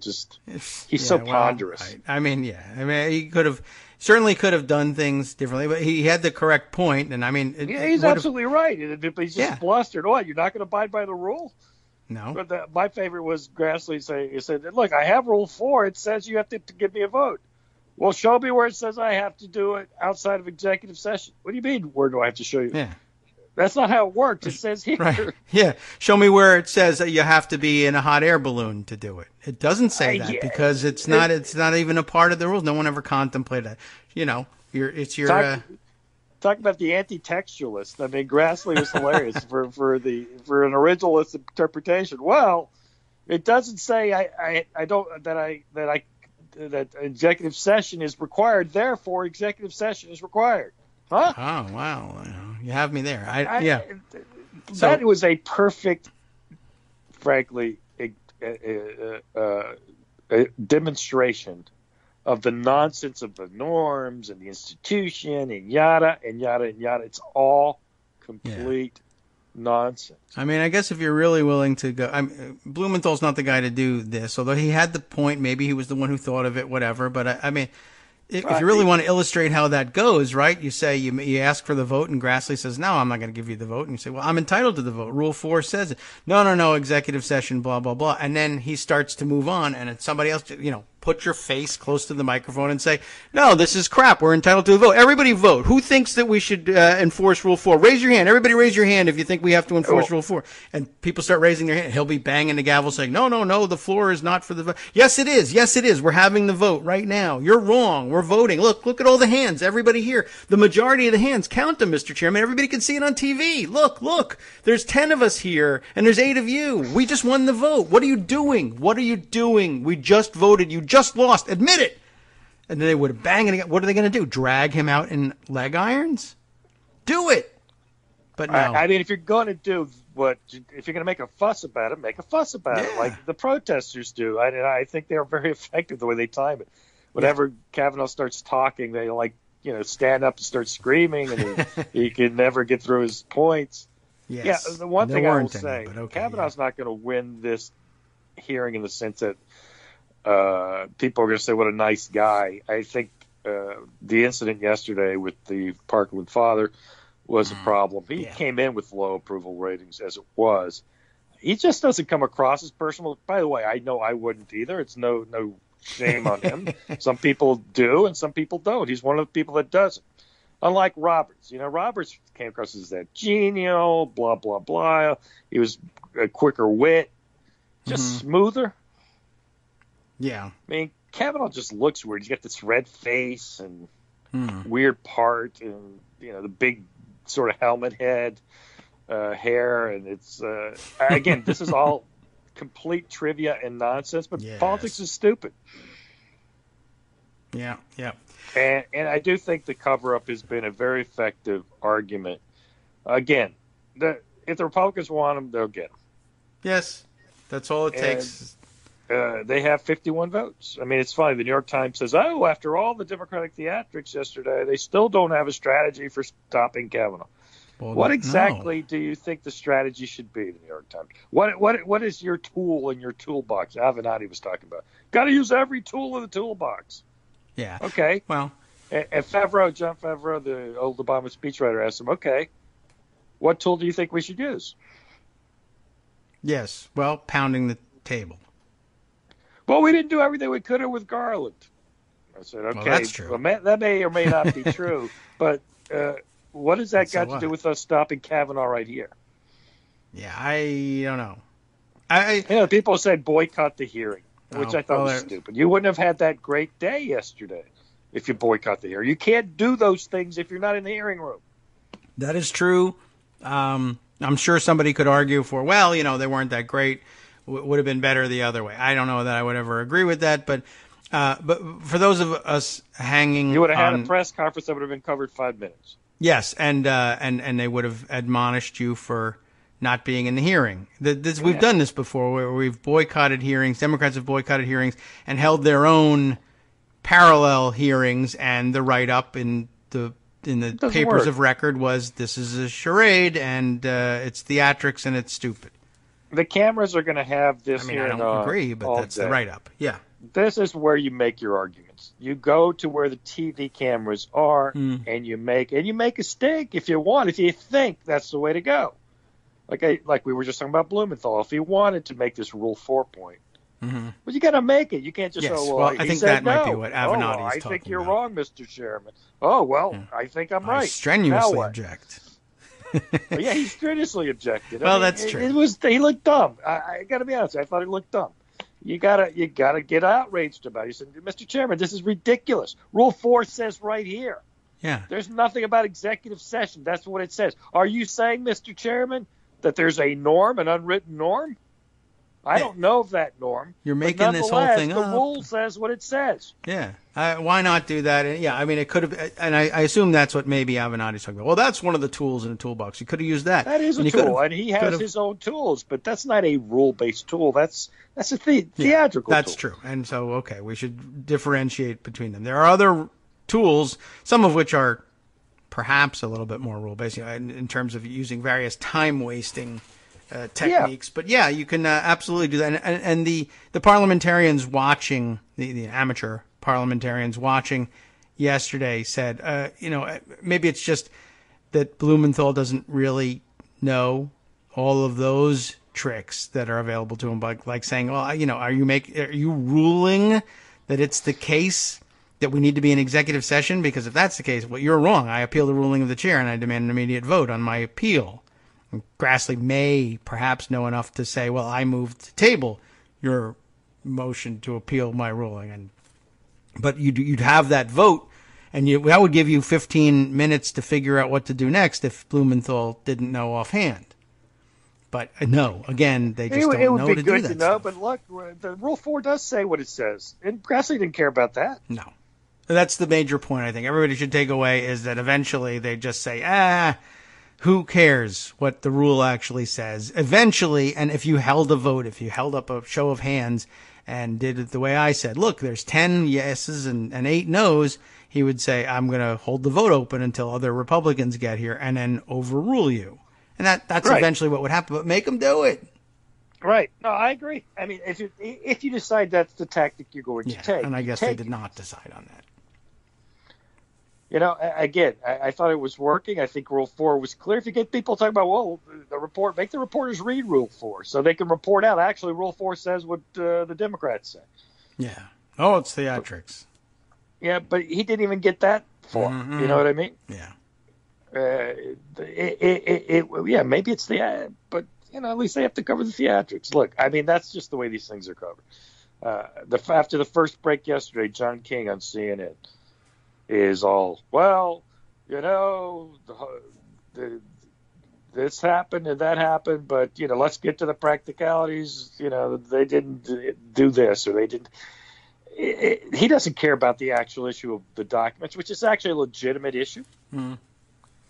Yeah. You really should know everything about a Supreme Court justice. It's a lifetime appointment. Mm-hmm. If he is confirmed, in theory, you can only remove him for misbehavior in office. It doesn't matter. Frankly, I don't know that if you read the impeachment rules literally, that if he lied in his impeachment hearing, in his confirmation hearing, that it's a basis for impeachment. That wasn't while he was in office, so I guess you could impeach him from his circuit court position. So maybe it could, but ooh, that's an idea. You know what though? Impeach him from his circuit court position, and keeping in mind what the enumerated punishments are. Bar him from further federal service. Sorry, I guess I didn't mean to impeach you from the Supreme Court. That's just the way the cookie crumbles. You could have gone into private practice. And you know what? If the time comes and the political power is there, and there's the resolve, I'd do it. Right. I've come to be an absolute constitutional hardballist. I don't care what anything says, as long as it's within the rules, and we can do it. And when I mean the rules, there's one rule: the Constitution. And who decides what the Constitution means? The people on the Supreme Court. Yeah. And guess what? I get to put more people on the Supreme Court. Right. Okay. And that's not even controversial, by the way. That's just the fact. No, it's controversial because everybody the number learned, of members of a court on the Supreme Court is to the complete discretion of Congress, with the president having to sign the bill or have his veto overridden. Yes, but it is considered controversial. Not controversial. The reason it's considered controversial is everybody sort of broad strokes learned, oh yeah, I think FDR tried this and then he decided it was a bad idea or something, and people convinced him not, so he didn't. So there you go. Unconstitutional. No, he didn't have the votes for it. Yeah. And what happened, of course, and he didn't need them. By the time the proposal gathered any steam, the Supreme Court had basically caved in on the New Deal. Yes. And had issued 5 or 6 opinions that were important, right? And that basically reinstated the New Deal. So the historical gloss on it has been, oh, it's a bad idea. FDR, who got so many things that he wanted done, backed off on this one. No, it was the Supreme Court that backed off. The history you learned is wrong. The historical lesson is, expanding the court or threatening to expand the court is permissible, and it works, and smart politicians will do it. Yes, and again, that might be what happens. That is because to do it, really, you're going to need basically, let's say in 2021, the Supreme Court overturns Roe v. Wade. At that point, the clamor to expand the court will be immense, and there will be a real appetite for it. And the idea, in my way of thinking is, I know we're at the break, but my way of thinking is just talking about it might save Roe.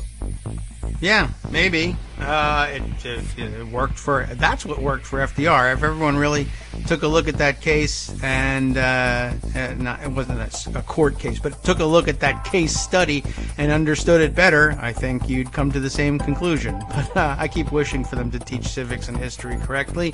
It's never going to happen. We'll be back in 2 minutes. Hi, everybody. It's me, David. Let's change things up from the old fundraising pitch for just a minute and talk instead about how you can be a part of our show. If you've got a smartphone or any other electronic recording device, why not sit down and record a segment for us?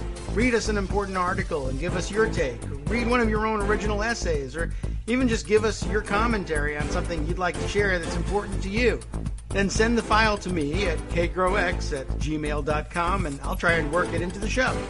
Short segments, a few minutes in length, are easiest to fit in. And of course, I can't always guarantee that I'll be able to play everything, but if you've ever shouted at your radio or TV about something you wish was being covered, here's your chance to change that. Make the show your own. Send your submissions to me at kagrox@gmail.com. Welcome back now to the Kagro in the Morning Show here on Netroots Radio.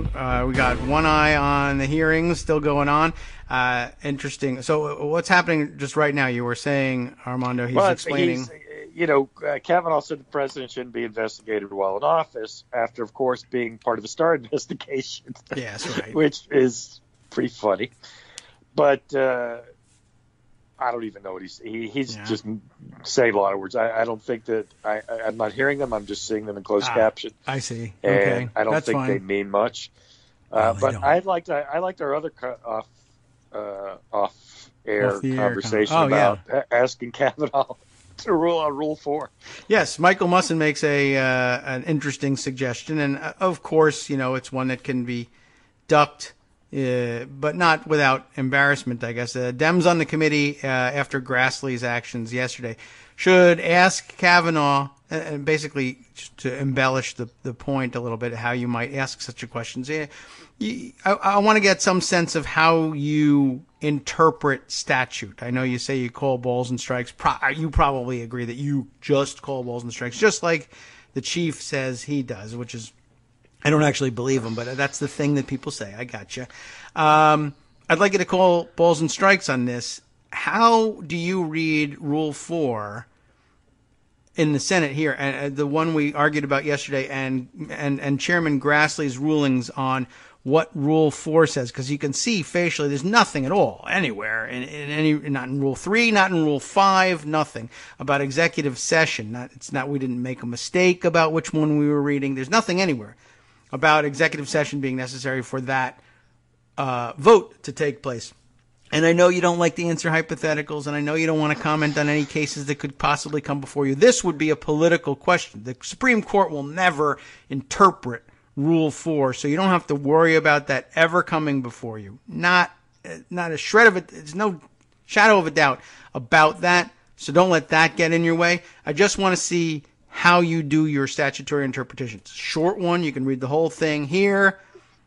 You don't agree with reading into legislative history anyway, so that's off the table.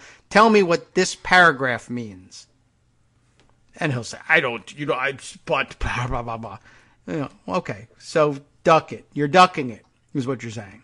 No, I just think it would be improper to answer a question. A senator would ask you a question about what do you think about how you interpret things, and you think that's inappropriate. Okay, all right, I get you. You're not going to answer questions. I understand.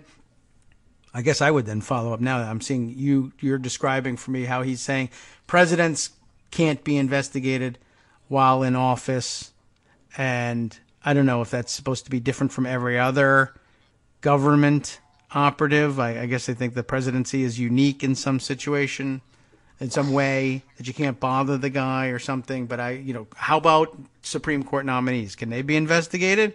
I'd like to know your record. What do you think? Think I should be able to investigate your record? No? Guess not. What's your opinion on the non-release of all of this material? Yeah, exactly. Has anybody not asked them that? Or how could that not be a question? They have not gotten there yet. Feinstein's grilling him on United States versus Nixon, which he said might have been wrongly decided. But now he says there's 4 greatest moments in the history of the Supreme Court were Marbury v. Madison, Youngstown Steel, which is the case where the president's power was checked, and Brown versus Board of Education, and United States v. Nixon. Those are the 4 But he greatest. doesn't answer whether he thinks it was correctly decided. Yeah, they were great, but they were wrong. Okay. Well, it's a very traditional poll of 4. Did they ask him about? I don't know how that came up, but okay. He's trying to explain why he doesn't think United States. His quote saying United States versus Nixon may have wrongly been decided. Yes. Is by saying it was taken out of context, and then he doesn't actually answer the question. Okay. So that's a hypothetical question, he says, about whether the president should respond to a subpoena. It's not hypothetical at all. It happened in a case 50 years ago, United States versus Nixon. Yeah. It actually happened in the Starr investigation, by the way, at the circuit court level, and he prosecuted those cases. Yeah. So I think you can ask him about those too. Yeah. Well, there are plenty of questions that they should be putting to him. He's not answering whether he thinks the president can be subpoenaed. Yeah. Wow. All right. That's actually big news, by the way. Well, yeah, I figured that he wouldn't. But I don't know. Maybe at this point you just be brazen about it and just say it doesn't really matter. As you were pointing out yesterday, for instance, even in some sense, the issue of the release of the documents doesn't matter in that, okay, fine, here's all the documents, and we're still voting yes. I don't know what's in them. Who cares? Maybe there's something incriminating. We're voting yes. And that would be the end of it. So, that's a possibility. Let's see, Michael's other observation here. Oh, no, okay, we've got that one. But basically his corollary to his codicil to the question, how does he feel about ignoring rules and laws when you don't like them? Oh, look, they put the white power girl back behind Kavanaugh. To prove that she wasn't doing it. Yes, and now she's being very careful about showing her hands up and not making the white power say. Yeah, I know. There was a lot of pushback on that thing yesterday, and I got to tell you, I don't know. It seems like a dumb thing to do, but I'm just not buying the pushback, like the idea that, she's, what do they say, half Jewish? Half Jewish, like half Stephen Miller Mexican-American, so she's, half a money-grubbing murderer rapist. I guess so, according to Trump, right? Yeah, and well, I guess according to herself. It seems absurd, but I just don't understand. Like, were these people all absent from the day they found out that Miller was Jewish? Yes. I don't know what she meant, and we'll go from there. By the way, I do think that his non-answer on United States v. Nixon will be a big story. I have not looked on Twitter, but I think that he filibustered the question, in my view, based on the closed caption I saw, very ineffectively. I was kind of surprised that he didn't do better with it. Yeah. That's going to be a top headline in the midday. Just so you know, it was not handled, I didn't think, well by Kavanaugh. Roberts would have done it better, but Roberts is just a lot smoother than him. So there you go. But in terms of the white power thing, by the way, yes, it was her, I'm sure now. I just don't understand up here. I've never put my hand in that shape ever. Yeah, that's an odd one. It just seems like you're making a conscious decision to do that. You know what I mean? Yes, and people were commenting in the video. A-OK, she kept checking it. By the way, yeah, they say, "Oh, it's just A-OK," but you know what? I'm consciously making the A-OK sign. Yeah. Here, the argument is she wasn't consciously doing anything. Right. She's got resting white power hands. Her hands just have a mind of their own. It's bizarre. By the way, the other thing that was weird. Yes. Is Kavanaugh wouldn't shake that guy's hand. Yes. The Parkland father. What is that? I don't know. Maybe on the spot, it's just sort of like panicky, like, I don't know who this guy is. I'm getting out of here. He should make a point of shaking the guy's hand today. If he's yes, there. Right. Well, they put her back in the seat, so he should go around looking for people's hands to shake, I guess. Right. By the way, why is this girl from the White House Immigration Office sitting behind Kavanaugh at a Supreme Court hearing? I don't know. I heard a lot of stories about it yesterday. I didn't track any of them down. I guess she was handling his nomination in some way, but why would she then, if she's from the Immigration Policy Office, be doing that? I don't know. It makes no sense. She doesn't work for McGahn. You figure people out of McGahn's office would do it. Yeah, I don't know. Plus heard John people... Kyle's lobbying office. Yes. I understood that. Well, people were saying that she had something to do with shepherding the nomination. I just don't know whether that's the case or why it should be the case. Maybe it is, because who knows? In this White House, could be anybody. Maybe she stole the assignment off of the president's desk rather than let McGahn do it. Later, they had Condoleezza Rice sitting there afterwards. She was not going to make the white power sign with her hands, I guess. So, but it's weird. Was she shepherding it too? I mean, obviously that seat was to put some prominent person there. There's really no reason for this girl to be there. This woman. I don't want to call her a girl. That was demeaning. Yes. Well, that's a good question. I mean, maybe she was working on the nomination. She shouldn't have been. Condi Rice, wow, how did they get that to happen? Oh, it's hilarious. Now she puts her hand on her chin. Deep thinking. Yeah, so now she's conscious of her hands, which is fine. It happens to everybody when they're having their picture taken at an event or a wedding. Worshiping my hands. It's again I'll make a white power symbol. Yeah. The unconscious creating the white power sign is just weird. I don't buy it. I think someone dared her and she took up the dare. Yeah, I think so too. And apparently, I mean, although I heard so many things that she works for this one, she works for that one. One of them, which she works for Miller. If that's true, then that's the sort of thing that he would think was funny. Yep, and he absolutely it was assigned her, and she may not be. I could buy this. I don't actually, believe in white power, white supremacy, but my boss is a jackass who does. But I kind of appreciate his weird sense of humor, plus giving me this big job. He dared me to do it, or somebody else dared me to do it. Is it Stephen Miller's birthday by any chance? Something like that. Do it. If Democrats were Republicans, and we had the control of the House of Congress, there would be an investigation of that white power sign. Maybe. And, we'd get the text, and we'd see what she was texting just before she made it. Are you kidding? They investigated Bill Clinton's cat. That's true. And, of course, 10 years of Benghazi or whatever. And we don't have to look very far. Republicans were outraged and demanding investigations that time. That wasn't it like someone in the Milwaukee mayoral election, or maybe maybe it wasn't Milwaukee, but maybe it was Minneapolis, St. Paul, or Minneapolis, St. Paul. But there was somebody running for mayor, white woman running for mayor, campaigning with a canvasser who happened to be a black guy, and they took a photo, arm around each other and pointing to one another, like, "Hey, look who I'm here with." And Republicans were like, "Look, he's making a gun. That's a gang sign. It's a gun." Yeah, it's a gang sign stuff. I forget who made that point. Only the libs are doing this, Angry black lady made that point. Yeah, whenever there's the gang sign investigations by the Republicans. Right, kids who have their diplomas withheld. I mean, it's all just ridiculous. I don't know what she was doing. I didn't make a pronouncement on it. I thought I'd stick to what was on tape, which is Kavanaugh turning away from the guy whose daughter was killed at a gun massacre. Right.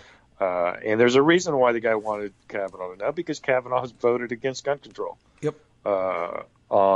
As a judge in the D.C. Circuit.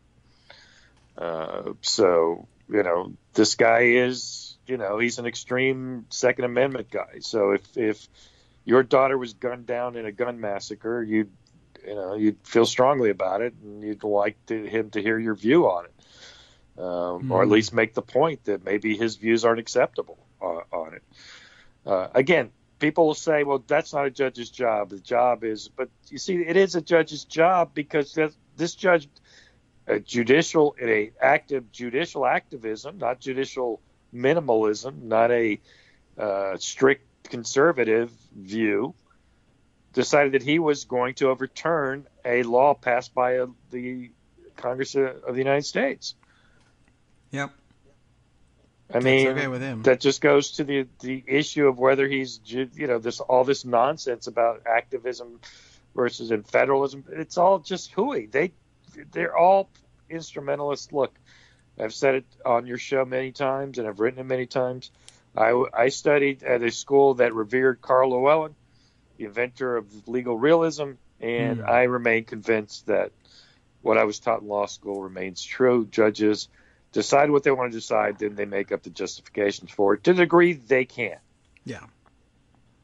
Well, I studied at a law school that is decidedly of a different persuasion, and yet for some reason my constitutional law textbook, as I think we mentioned the other day, co-authored among others by Mark Tushnet, and the author of the Constitutional Hardball Theory, although he didn't discuss it in the book, along with Cass Sunstein, who I wouldn't necessarily put in that category. But anyway, I learned more about the Constitutional Hardball Theory well after graduation than I ever did from the textbook. That's funny. Yeah, I mean, because they don't teach constitutional hardball theory in how would you? In law school, you say, well, all this time we're spending learning useless principles and concepts. It's all nonsense. The judges don't really pay attention to that. They just make it up afterwards. These are the things that you would need to know if you were lucky enough to be a clerk on the Supreme Court and you were assigned to one of these justices. They would essentially say to you, and hopefully more artfully than this, but you never know, and you're not allowed to tell, even if it happens. Listen, I know what I want to say on this. I know how I want this to go. I want to decide X, Y, Z. Your job, the reason you went to law school is I need you to find things that could plausibly argue in favor of that from among the precedents of the cases out there. Whatever. I didn't read them. You read them. Give me something. I need an argument for why my decision should stand. Well, but it's baseless, your decision. Look, put cases and names and numbers in it, all right? If I'm wrong, I'm wrong. Who cares? Just do it. There's 5 of us. I don't mind telling you, even though I'm probably not supposed to tell you that. If you can't figure it out, one of the other clerks will figure out something. And besides which, even if we put nothing, we don't have to cite anything. We can just say this is how we feel. But, that's uncomfortable. The roads, Brown versus Board of Education, which is, of course, a great decision, cites precisely 0 cases other than Plessy, which it is overturning. All right. If you've ever read it, and that's a good very short opinion. It's a wonderful decision. It cuts through the morass of legalese and all the pretenses. It basically said it's wrong. All right. And our Constitution doesn't abide this evil. And it says it in Aliquis, and it puts it in the context of the Constitution and the Equal Protection Clause. Mm-hmm. But it really is a decision that doesn't even say, listen, I could cite these cases and that cases and come up with this nice little structured argument, but this is just wrong. We don't need to do all that. This clearly, on its face, violates the Equal Protection Clause. By the way, if you were an originalist and a textualist, you should love that decision. It says, all right, I read the Equal Protection Clause. This is what it says. Keeping blacks from going to school with whites is clearly a violation of equal protection. It doesn't take a lot of thought to realize this. Ergo, we rule Plessy overturned, and this is a violation of equal protection. I guess you would. And really, think about it. They're not wrong. How much did you really need to analyze cases to come to that conclusion? Analysis of cases to that point wouldn't have helped you. All the cases say the opposite. Well, they wrong. Certainly did. They pretended that, well, as long as you get equal facilities, that's equal protection. And, of course, that was sheer nonsense in 1896, as the Harlan's dissent made clear. And it became, obviously, by 1954, it couldn't be clearer because no one wanted to go to the segregated school. But, there was lawyering that went on and the Dahl test and all that stuff, which, was that really good science? No, but, you put it there and they get to talk about it. It really wasn't used by the court for much of anything because they didn't have to think about it. They knew what it was. It's like Jim Crow laws. It's like, frankly, voter ID, which we know what voter ID was about, and the Supreme Court, the Roberts Court, upheld it. Mm-hmm. Well, here it's another parallel, right? We know what that voter ID is about. You come to me with the citations, various complaints about illegal voting, which one by one, by the way, evaporate once they're examined. But you've made a case. It's just that it's all winks and nods. We know what you're doing. Yeah. They don't have the spine to rule these this way anymore, perhaps. But there's the deference doctrines and all these other things. But when the court wants, it knows what the answer is. Yes. The travel ban case. Yeah. A great deference to the president. Yeah, but this president basically announced that he was doing it for impermissible reasons. Yeah, I mean, he shouldn't have, and a smart president wouldn't have, but he did. So what are we going to do about it? I think you could have looked through it because there was no rational basis for it anyway. I mean, he allowed immigration from travel from Saudi Arabia. I mean, that sort of gives away the game, doesn't it? You would think. I mean, okay, well, let's see. What's the country that has produced the most damaging terrorist attacks in the United States? Outside of the United States itself. Not us. Let's think hard. What's that country be? But that country's not on your travel ban. Okay. No. But here's this picture of you sword dancing with their king. That's weird. Exactly. All right. So you gave it, and people say, well, that means it wasn't a Muslim. No, it doesn't. It proves the opposite. Sure. He had other reasons to not exclude them. And his arguments weren't based on national security. They were based on who he wanted to punish everybody he could. He couldn't do Saudi Arabia because they were, giving him stuff and whatever other reason, maybe even legitimate ones. Maybe you could argue foreign policy reasons. But the travel ban itself was clearly based on ethnic animus. He announced it a million times. Yeah. And he doesn't consider, the king of Saudi Arabia a Muslim, which is an amazing thing to do because he's a paying customer first. And maybe he is a Muslim, but he doesn't really believe in that stuff anyway. He just is the guardian of the mosque, whatever. Right. So, you're going to hear all these nonsensical truisms from this Kavanaugh character about, he's fair and, independent mind. All that's nonsense. He knows exactly what he's going to decide on every single case he will see. Yes. Do not kid yourself on this. No point. And by the way, you shouldn't have kidded yourself in 2016. All you people who decided, well, this is the year to vote third party. You screwed up. Yeah. And by the way, all your progressive dreams might not come true unless someone agrees with me or enough people agree with me that we're going to have to expand the court. Okay, but they might be happy to throw in with you on that. That's fine. Good. You'll be uniting the country. Excellent. By the way, and if for some reason you are a holdout, I don't know what you would be doing listening to the show, but if you're a holdout to the view that Donald Trump exempted Saudi Arabia because they're paying him, I'll throw in another story. It's related. It's current events. Think Progress has an interesting piece. Maybe I'll just go right to the body of the thing here. Look, here's the deal. Okay. Talking about the Nike ad, Colin Kaepernick ad, which is in the news these days. I guess if you happen to have missed this one, Nike has rolled out an ad featuring Colin Kaepernick, which was guaranteed to cause controversy.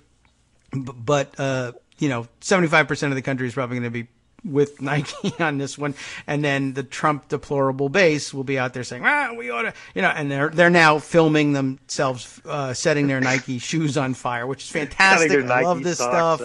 Yeah, I love that one. He's a Marine, and he cut the swooshes off his socks. Like, oh my God, what are we going to do? A guy who was once in the Marines has loose socks now.